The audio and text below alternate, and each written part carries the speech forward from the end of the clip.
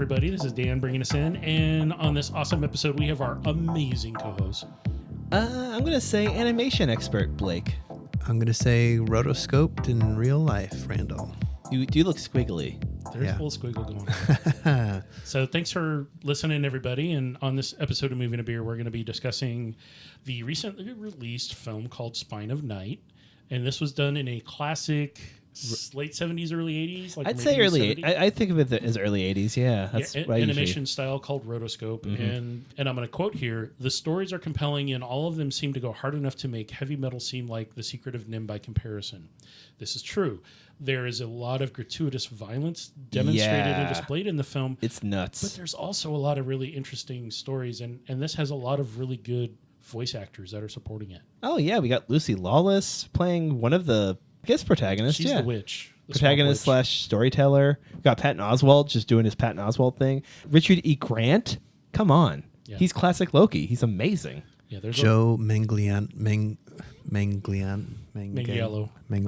Yeah. Oh, I forgot that he was the voice of the Sean Connery stand-in. Yes. So this film is kind of animation, this cartoon is basically broken into three parts. There's the introduction to the Swamp Witch, and then the son of the king. That it takes course over eons. Yeah. And it's you just have to kind epic. of suspend some standard beliefs on, we're just telling a story over time, and it's about gods and their power, and the power that then becomes available to man, and how they abuse the hell out of it through the bloom, a light blue sky blue, robin's egg blue kind of a flower. Yes, that has a host of magical properties depending on how you use it. If you crumple it up and blow it, makes fire. You eat it and press your hand to someone's arm, it heals a wound. If you chew up a bunch and spray it, makes zombies. It's kind of great. Or feed it a bunch of blood, and it will let you control a whole bunch of people. Yeah, I tried to ignore that part because it grossed me out. Yeah, it's pretty gory. It's a lot of ketchup. There's a lot of ketchup in this one. I think this film's this film stands out to me because of the opening. I think really hooked me with this naked lady walking up the mountain. Yes. That's right. There was no dialogue. It definitely pulled you into the story pretty quickly. I think it'll go down as most memorable animated opening sequence for me. Mm-hmm, mm-hmm. And so this is not kid appropriate. Yes, it's animation, but definitely lots of gore and nudity. A lot of gore, a lot of nudity. No sex happening. I was kind of surprised, yeah. But, people are naked and whatever. Mm-hmm. It's a fantasy.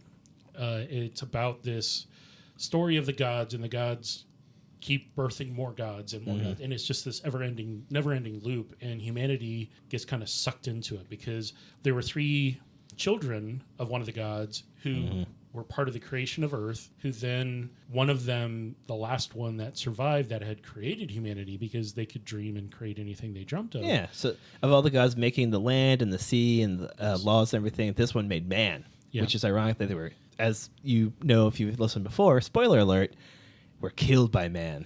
Yes. Because they were jealous and mad because they wanted women because there was a flood and it killed half of them off, or more than half, and whatever.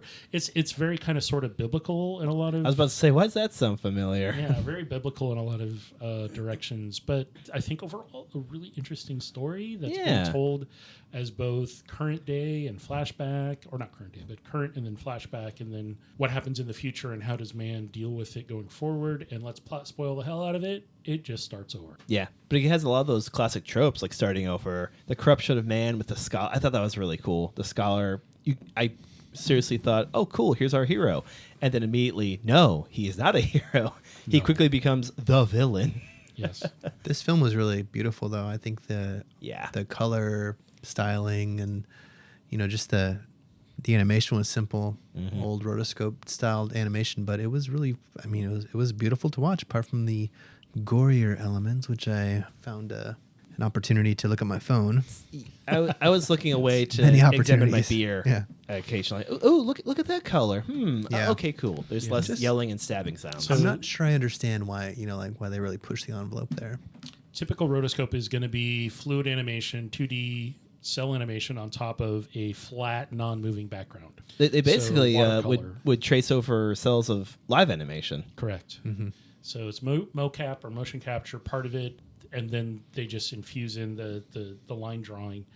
It looks kind of like an Adult Swim project. Yes. But as if they're doing the bit longer than you'd expect. Yeah, but it's not to give off the impression that there's like comedy. It's not a bit. It's just it looks that way where you think, oh, this is kind of crazy, and then the episode ends, and you go, oh, okay, cool. Yeah, I liked it. I mean, it wasn't horrible. Yeah, the expectation was pretty low set. It's an acquired taste. It's an acquired taste. It is absolutely. I can on one hand name of all my friends who would be really into this. Totally. Or how many films have been made in this style that I've seen? Because there's not many. There's Heavy Metal. They really don't do it much. Fire and Ice, The Hobbit / Lord of the Rings. We were just talking about that. We have access to that. We probably have access to the others too, but probably rewatch that in this style because it's so beautiful. It's a cool looking style. Yes. The different approach that we took for this film, unlike many others where we're just grabbing whatever we have out of the fridge, is we knew what we were going to watch, and we went to a grocery store that was nearby and that rhymes with Pull Dudes. Whole paycheck. Whole paycheck is what it's referred to. We decided to grab some beers at the grocery store, and because the day that we watched it was International Stout Day, we picked a couple of stouts to go with it, and then a beer that would kind of just counter the dryness of the stout. And I think we had some good selection, but before we start talking about that, I think, do we have a commercial too? Yes. We got a message from this small village off on the sides of some dirt country out in spine of Nightland. Greetings. I am Lars Traker. I am your new God King, and I promise, as God King, there'll be more beheadings, fewer clothes, and only 1 out of 7 people will be sacrificed for my bloodlust. Now Hello, I'm Hamish Everset, the new God King of you sad, pathetic morsels, also maggots. I promise under my brutal rule, no beheadings. I will supply slavery work, so you have something to do. So, including building my ziggurat, so you have something nice to look at while you're starving in the fields. And is this thing on? Hi, Chet Winksley here. Your latest in the long line of God Kings, hopefully the last. I promise, as my reign as God King, to build more schools. I want to establish some agriculture, get some good variety of vegetables in there. I really want to bring this dirt town into the current age, really compete with these other Conan the Barbarian and Dark Lord of the Rings versions that are out there. Looks like you simple folk are stabbing me and devouring my flesh. Well, you can't win them all. Thanks for hanging out, everybody. This is Moving to Beer and Game. Thanks for singing through that commercial. And hang out. Those are good commercials. Those are good commercials. I appreciate that. Yeah, it had its place, and we're happy. So we're talking about the film Spine of Night, animation, rotoscope style. Just came out. Was 1970s fantasy. Yeah. When the opening credits started, you were like, "Wait a second! This said Shudder. So this is like a Shudder." Shudder, SHUDDER, is I think streaming service for horror films. Correct. Right. Yeah. Not all horror, but it's usually that. That's how they got their start. And I think they've been successful enough. They've been able to do other horror adjacent stuff that's intense for adults specifically. Because some art works better when it's just aimed at that particular audience. Yes. So thanks to Shudder for giving us a place to live. Definitely. So the 3 beers that we had that we picked up at Whole Paycheck before we started watching the film, we knew we were going to watch it, and we were like, hey, let's grab some beers. Let's celebrate Stout Day. Yes. So the first one we did was Guinness Stout. And Guinness has been around a really long time. I have a full amazing description of it, but I don't think we need to read that off because it's, I think most people are aware of Guinness. If you've drank a beer. It's a German beer, right? Yeah. Yeah, say that in Ireland and see how fast that goes down. Oh, yeah, this beer's Rotha German.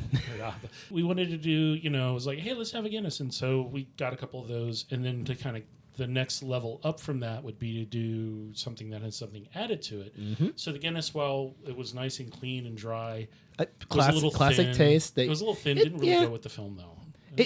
I wish it did, but it didn't quite match. No, it didn't. Would probably suit a comfort movie a little better. Yes. We then popped open a big bottle of peanut butter milk stout from Belching Beaver Brewing. One of my favorite name. That's one of my favorite brewery names. They have a line of all kinds of amazing beers, but this is one that they're really known for. That gets distributed up and down the West Coast. 5.3%, 30 IBU. It's just a really clean, solid milk stout. So it's going to have that tongue coat. That's what the milk part, the lactose that they add to it kind of coats the tongue. They had the stout originally, and one of their assistant brewers said, hey, let's throw some peanuts in that and make it into a peanut butter stout. And it worked really well. And now this is, it's got some dark coffee aromatics and flavor profile. So it's a little roasty for those that like their darker roasty beers. The peanuts sit really well with that. Yeah. It adds a nice richness to it. Again, not necessarily really, really good with the film, though. It got closer. The peanut butter kind of like kick was going a little better with the film. And real quick, Dan, do stouts always have a low ABV? They usually are below 6. I mean, is that just part of the brewing process? Yeah, the way it's made just lowers it? Typically, unless you're adding some adjuncts to it or a bunch of flavoring things, you're going to want not a big heavy beer to kind of lay those things on top of. Gotcha. Stouts typically, porters can be a lot bigger and usually are, but you have that like up to 6% range, and then it's going to be over 8 to 10. Those are usually the ones you get in a really small glass that have a strong... Okay. The higher alcohol ones that have fermented way out or sat and fermented a second time or whatever. Imperial. Yes. Imperial stouts of 11%. Yes. Imperial stout sounds like something someone in this movie would yell while beheading somebody else. Yes, it does sound exactly like it's slow, grisly detail. So the third beer, which I think we all agreed went a lot better, was a little sweeter, was Ferment Brewing out of Hood River. So Guinness, obviously, it's a foreign beer. Japan. Japan. The peanut butter milk Guinness. Belching Beavers out of San Diego. That's offensive. I apologize. Yes. And then Ferment, which is out of Hood River, Oregon, which is east of us. They make a bunch of British-style beers in bottles that are really amazing. They started canning some. Not real thrilled about those, but the bottles are amazing. And I bought a big bottle of their ESB, which is extra special bitter. And it's a 5.4% ABV, 45 IBU. And it's a real standard approach to what a bitter beer should be. Extra special bitters tend to be a little sweeter, a stronger malt bill. You're going to have hints of like woody walnut to, almost an apple type of finish on the back from the hops. The hops that they use are going to be English style hops, and those can give you anything from a real subtle floral, vegetal to almost a fruity. So English bitters aren't even that bitter. They're not doing a joke. They have super low ABV. They tend to ESBs. Standard bitters only have like a up to 10 to maybe 15 IBU typical range, and then extra special bitters are called special because they use more expensive ingredients, not because they are going to be more bitter. They didn't get more gold stars. Correct. They're using more expensive malts. They're going to use more expensive hops. And they're just more expensive in general. Not anymore, but that's the history behind them. Randall, how'd you like the bitter? I'm always 50-50 on bitters usually, but I really like this one. It was okay. I mean, again, none of these beers went with the movie. So I would agree. I was a little distracted by the movie. I think I was just distracted by the movie to really appreciate how good all of these beers are, actually. They're really I could see that. We've all had good beers. We've had a couple of those. Yeah. I would have drank something else, like an IPA. All right, so something you're a bit saying like stronger. A really sharp IPA, really bitter. That's not bad. IPA. Yeah. I'd agree. Something to help you be reactive to what's going on in this beer, because it's really not ultra violent, but there's some pretty when people are getting stuff chopped off and their head chopped off and cut in half, it shows it. And then like at the very, very end, the dude, the main arch wizard mage guy that is controlling everyone, who's the evil guy, he gets full on drawn and quartered, and like his heart gets yanked out and like smashed, and blown up. So it's pretty hardcore, man. I mean, I love the film. It was good. I think an IPA would work. If I may pitch an idea for those of listeners who like to do drinking games with your movies, every time someone gets injured, just get a 12-pack of like, and I'm not saying it has to be something. You get some sessions. Session's pretty good, but get it, 12-pack of something light. If you want to slum it like I do, Tecate. But just every time someone gets injured, take a drink, Every time You wouldn't last 5 minutes. Every time someone's naked, take a drink. You really wouldn't last 5 minutes because that's pretty much the whole film.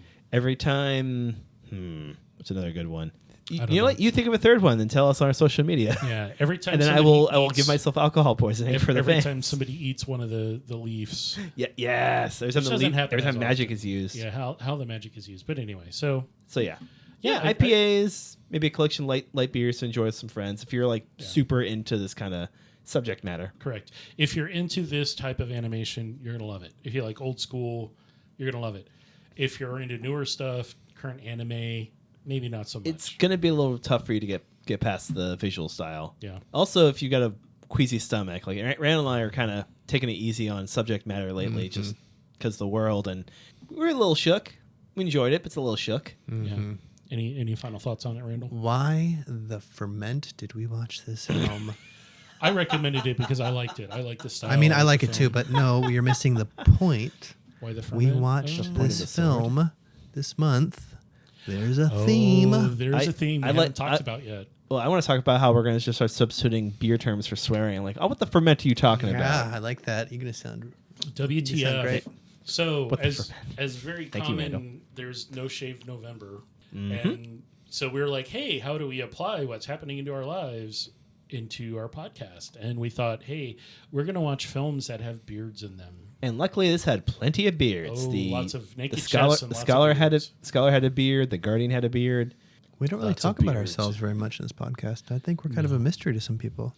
Are you saying that because we all have beards?